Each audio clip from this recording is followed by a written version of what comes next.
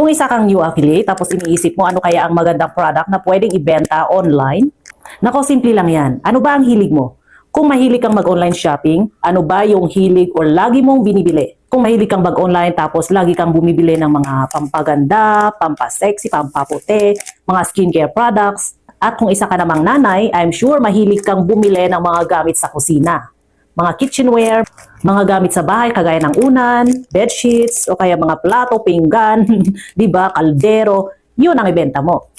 At kung isa ka namang estudyante, mahilig ka sa mga accessories o kaya mga sexy na damit, ganon, o kaya mga damit na usong-uso, yun ang ibenta mo.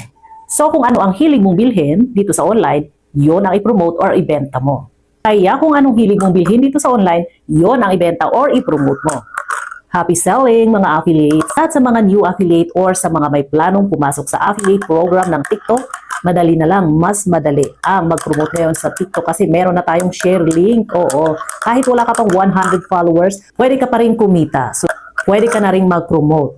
I-share mo lang yung link ng product na gusto mong i-promote sa inyong social media platform. Pwede ka nang kumita.